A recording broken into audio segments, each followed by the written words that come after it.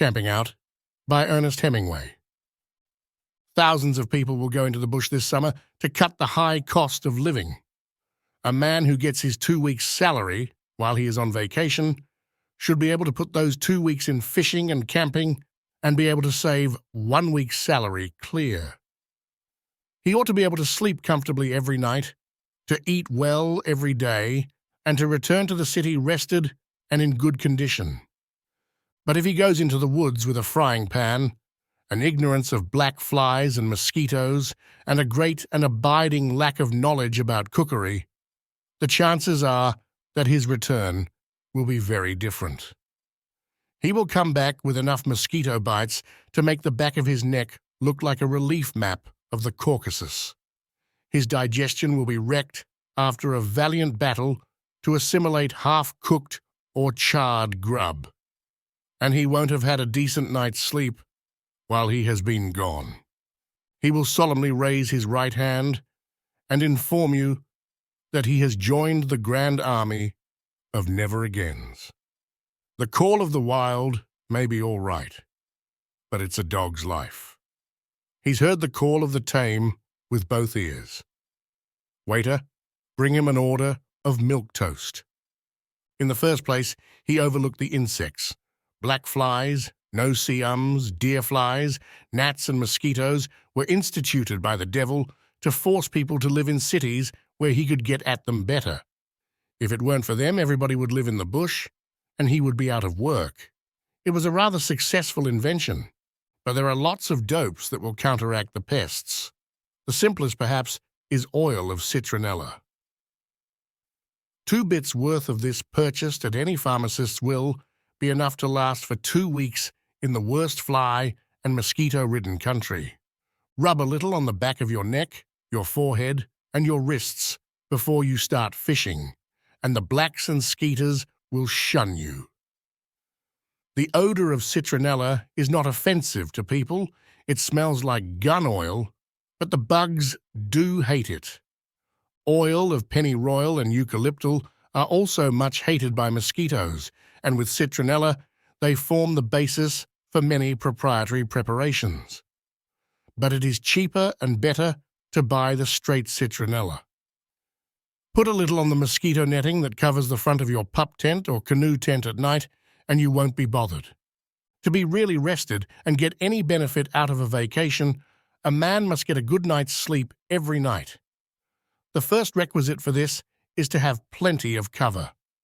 It is twice as cold as you expect it will be in the bush 4 nights out of 5, and a good plan is to take just double the bedding that you think you will need.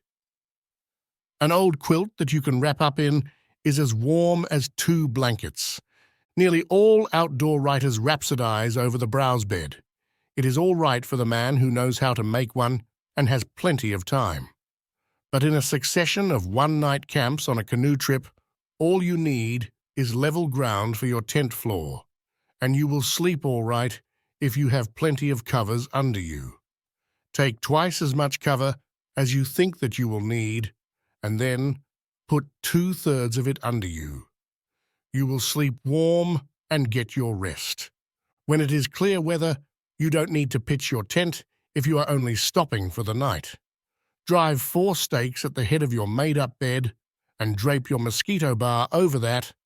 Then you can sleep like a log and laugh at the mosquitoes. Outside of insects and bum, sleeping the rock that wrecks most camping trips is cooking. The average tyro's idea of cooking is to fry everything and fry it good and plenty. Now, a frying pan is a most necessary thing to any trip, but you also need the old stew kettle and the folding reflector baker. A pan of fried trout can't be bettered, and they don't cost any more than ever. But there is a good and bad way of frying them. The beginner puts his trout and his bacon in and over a brightly burning fire. The bacon curls up and dries into a dry, tasteless cinder, and the trout is burned outside while it is still raw inside. He eats them, and it is all right if he is only out for the day and going home to a good meal at night. But if he is going to face more trout and bacon the next morning, and other equally well-cooked dishes for the remainder of 2 weeks, he is on the pathway to nervous dyspepsia. The proper way is to cook over coals. Have several cans of Crisco or Côte Suette or one of the vegetable shortenings along that are as good as lard and excellent for all kinds of shortening. Put the bacon in, and when it is about half cooked, lay the trout in the hot grease, dipping them in cornmeal first. Then put the bacon on top of the trout, and it will baste them as it slowly cooks. The coffee can be boiling at the same time, and in a smaller skillet pancakes being made that are satisfying the other campers while they are waiting for the trout. With the prepared pancake flours, you take a cupful of pancake flour and add a cup of water. Mix the water and flour, and as soon as the lumps are out, it is ready for cooking. Have the skillet hot and keep it well greased. Drop the batter in, and as soon as it is done on one side, loosen it in the skillet and flip it over. Apple butter, syrup, or cinnamon and sugar go well with the cakes. While the crowd have taken the edge from their appetites with flapjacks, the trout have been cooked, and they and the bacon are ready to serve. The trout are crisp outside and firm and pink inside, and the bacon is well done, but not too done. If there is anything better than that combination, the writer has yet to taste it in a lifetime devoted largely and studiously to eating. The stew kettle will cook your dried apricots when they have resumed their pre-dried plumpness after a night of soaking. It will serve to concoct a mulligan in, and it will cook macaroni. When you are not using it, it should be boiling water for the dishes.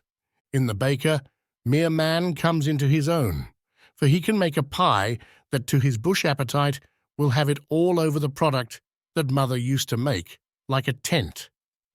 Men have always believed that there was something mysterious and difficult about making a pie. Here is a great secret. There is nothing to it. We've been kidded for years. Any man of average office intelligence can make at least as good a pie as his wife. All there is to a pie is a cup and a half of flour, 1/2 teaspoonful of salt, 1/2 cup of lard, and cold water. That will make pie crust that will bring tears of joy into your camping partner's eyes. Mix the salt with the flour, work the lard into the flour, make it up into a good workmanlike dough with cold water. Spread some flour on the back of a box or something flat, and pat the dough around a while. Then roll it out with whatever kind of round bottle you prefer. Put a little more lard on the surface of the sheet of dough, and then slosh a little flour on and roll it up, and then roll it out again with the bottle.